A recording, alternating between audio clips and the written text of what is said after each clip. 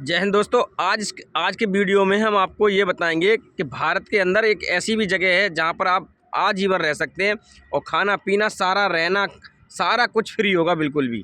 और हाँ, बिल्कुल फ्री है। मैं उस जगह पर जा चुका था। मैं तो थोड़ा देखने के पर्पज़ से गया था, तो वहाँ जो मुझे मिला, जहाँ से जानकारी मुझे बड़ा अच्छी लगी और मैंने सोचा कि क्यों नहीं शेयर कर दें। और एक वीडियो मैंने देखा था, मैं बात कर रहा हूँ हरिद्वार की। हरिद्वार का मैंने एक वीडियो देखा था, तो एक भैया थे, वो बिहार से थे।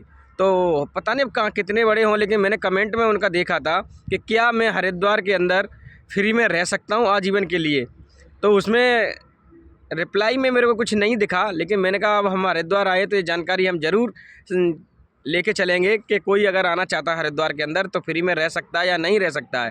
तो वीडियो पूरी देखना, हकीकत बताएंगे बिल्कुल। और जो लोग जा चुके हैं वहाँ पर, तो वो भी इसमें कमेंट कर सकते हैं वीडियो में कि मैं गलत बोल रहा हूँ या सही बोल रहा हूँ।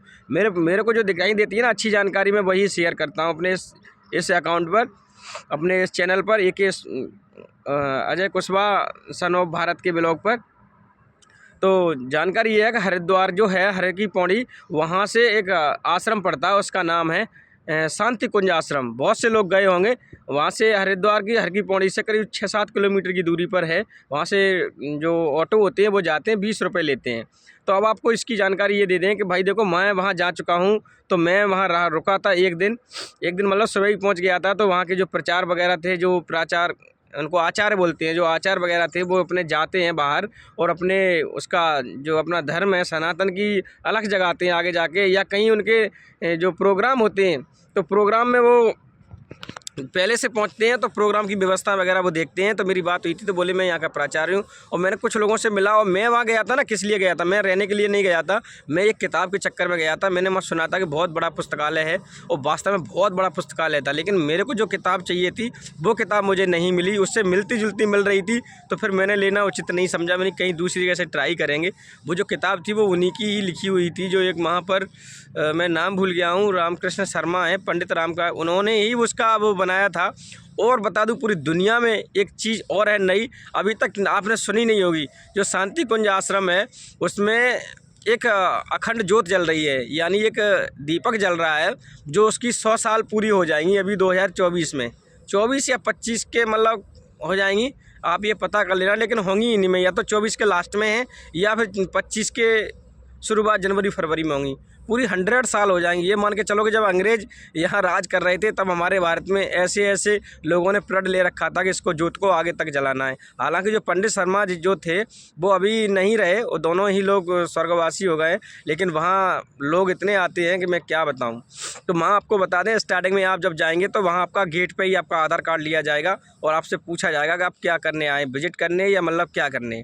ठीक है, आप अंदर एंट्री हो जाएगी। आप अंदर एंट्री कैसे भी करा सकते हैं। उसके बाद में फिर एक अंदर एंट्री होती है, बिल्कुल कंप्यूटर पर होती है। उसमें आपका फ़ोटो खींचेगा। अगर आप परमानेंट रहना चाहते हैं, 1-2 दिन के लिए रूम लेना है आपको बता दें, रूम वहाँ फ्री मिल जाएंगे। रूम की कोई दिक्कत नहीं है। फैमिली है आपके पास तो और अच्छे से मिल जाएंगे। देखो, ये जो शांति कुंज आश्रम है, ऋषिकेश की जो रेलवे स्टेशन है वहाँ से 6-7 किलोमीटर दूर पड़ेगा, और हर की पौड़ी से भी 6-7 किलोमीटर दूर पड़ेगा। ये बीच में पड़ता है। ठीक है, तो आप आराम से हरिद्वार के हर की पौड़ी से 20 रुपये लेके जा सकते हैं। अब ये वीडियो बनाने का मकसद मेरा यही है कि भैया जो उन्होंने कमेंट की थी ना कि क्या भारत में वहाँ रह सकते हैं, तो बिल्कुल रह सकते हैं।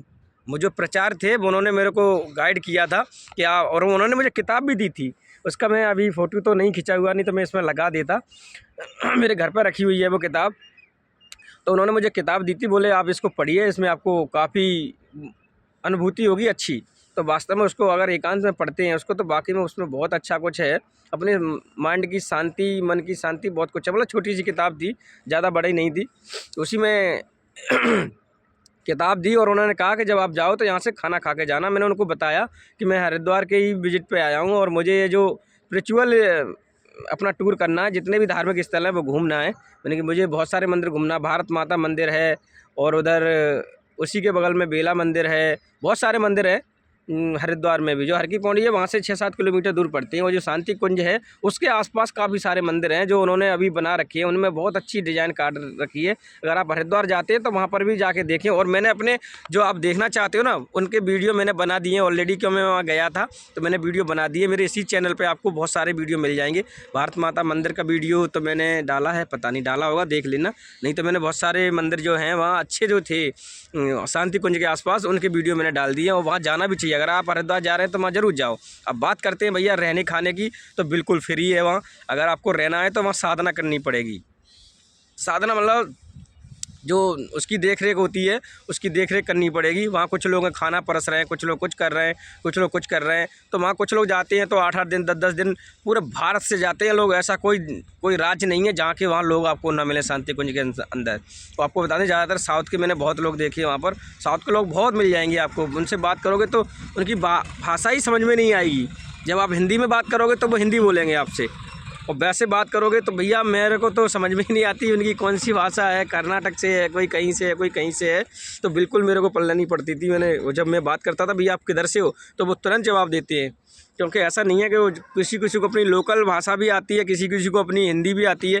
हिंदी अपनी मेन है, कुछ लोग जानते हैं, कुछ इंग्लिश तो सबसे सब में चलती है। इंग्लिश तो आपको मालूम है कि अपने बिना पढ़े लोग भी इंग्लिश में जवाब दे देते हैं अंग्रेज़ों को। अपने भारत के लोग इतने तेजस्वी हैं कि कभी स्कूल नहीं गए और इंग्लिश में जवाब दे देते हैं फटाफट, उनको समझा देते हैं सब कुछ। तो बात करते हैं उसी शांति कुंज की। अगर कोई गरीब है, पैसे वाला नहीं है भैया, उसके पास व्यवस्था नहीं है, घर भी नहीं है, और बिल्कुल अब वो सोच रहा है कि मैं ऐसी कोई जगह मिल जाए जहाँ हमारा जीवन कट जाए, तो वहाँ आराम से कट सकता है। लेकिन हाँ, एक बात भी है कि बिल्कुल ऐसा मन जाना कि आपको खटिया से आपको उठा नहीं जाए और फिर चलो कि भैया अब हरिद्वार चलते हैं और बाकी जीवन पूरा अपने जवानी सब इसी में काट दी, तो ऐसा नहीं है। अगर आप देखिए आपके 15 साल, 20 साल, 25 साल, 10 साल, 12 साल, 60 साल, 50 साल, 55 साल की उम्र है तो आप आराम से जा सकते हैं। ऐसा मत करना कि आपका डंडा का सहारा आपको मिल गया हो अब आप सोचो कि चलो हरिद्वार चले और वहाँ काट के आए। तो वहाँ ऐसा नहीं है भैया, वहाँ जाके ना कुछ करना पड़ता है, साधना करिए लोगों को, और जिसका आपके पास जो ज्ञान है ना आप ज्ञान लीजिए, उस ज्ञान को जो लोग आते हैं उनको बांटिए। इस तरीके का वहाँ पर वो करना होता है। और जैसे आप ज़्यादा दिन रहेंगे तो आपको कुछ काम दे दिया जाएगा आपसे रिलेटिव। जैसे मान के चलिए आप पढ़े लिखे हैं तो आप किताब की दुकान पे भी जा सकते हैं। उसमें जो शॉप्स वगैरह होती हैं वहाँ बहुत सारे काम होते हैं। गद्दे का भी बहुत बड़ा भंडार है। जैसे आपको गद्दा चाहिए तो 20-25 रुपये में गद्दा मिल जाएगा, रजाई मिल जाएगी सर्दियों में।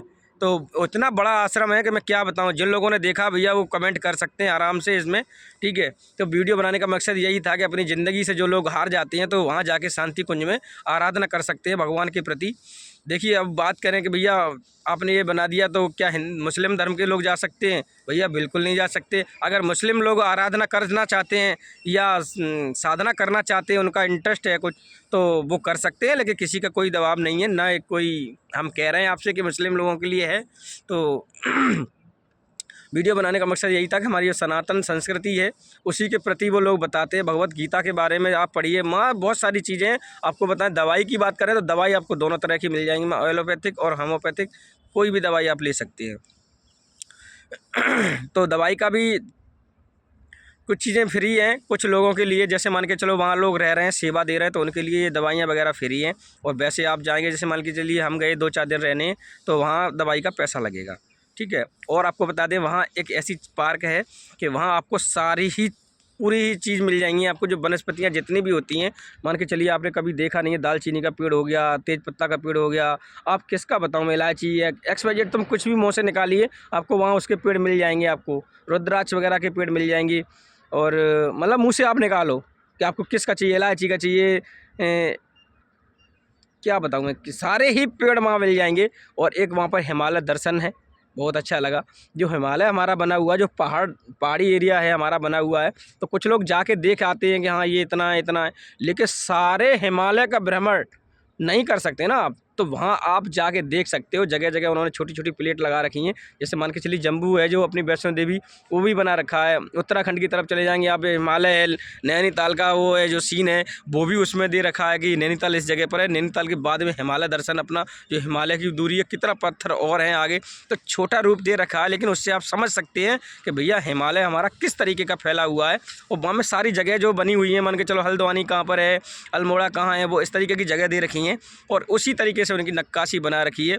अब वो सैटेलाइट से ली हो, कैसे ली हो, वो कैसे भी ना कैसे ली है, लेकिन बहुत ज़बरदस्त उन्होंने हिमालय दर्शन भी मुझे बहुत अच्छा लगा।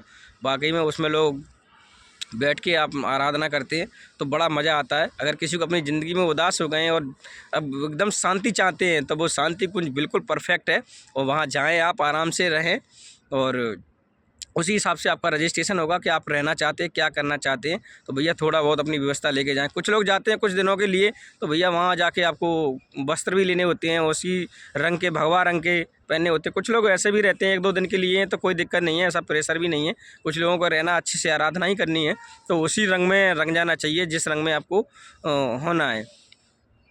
तो बहुत सारी किताबें, बहुत वहाँ बड़ा संग्रहालय है किताबों का।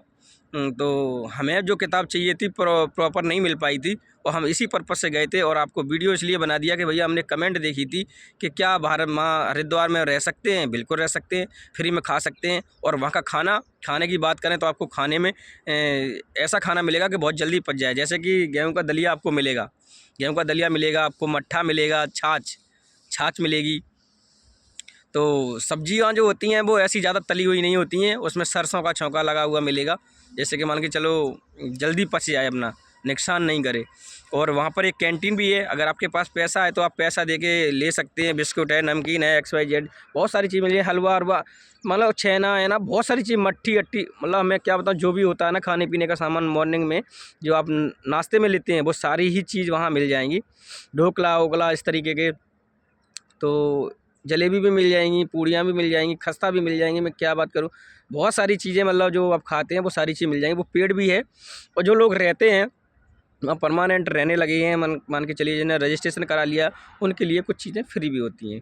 कुछ लोग जिम्मेदारियाँ से काम करते हैं, अच्छा काम करते हैं, तो उनका कोई पैसा नहीं लगता है।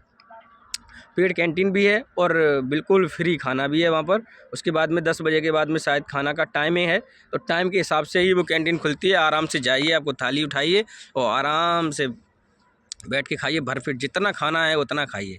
बहुत सारी चीज़ें रहती हैं उनकी, 2-2 3-3 4-4 2-3-4 कितनी सब्जियां थी उनकी, मेरे को लगा 3 सब्जियां तो मैंने खाई थी। मट्ठा अलग था, मतलब इतना था कि हम गरीब आदमी घर पर नहीं खा पाता, तो इतना उनके पास सामान था। तो किसी दिन मौका मिले तो शांति कुंज में 1-2 दिन के लिए ज़रूर जाएं। और कोई गरीब है आपके अड़ोस पड़ोस में तो उसको एक बार दर्शन करा दें, जिससे कि उसके जीवन में जो जीवन जो काट रहे हैं ना नरक वाला, वो नरक वाला जीवन नहीं, स्वर्ग वाला जीवन बन जाएगा वहाँ जाके। और मेरी बात मान लेना, मैं गया हूँ वहाँ पर, आप सोचो आपको वीडियो दिखाओ तो बहुत सारे शांति कुंज के वीडियो मिल जाएंगे किस तरीके का रहता है। बहुत बड़ी एरिया में बना हुआ है, तो जानकारी मैंने इसीलिए दी है कि मैं वहाँ जा चुका हूँ। और आप भी जाइए, अगर आप जाना चाहती हैं तो आप वहाँ फ्री में रह सकते हैं, कोई दिक्कत नहीं है।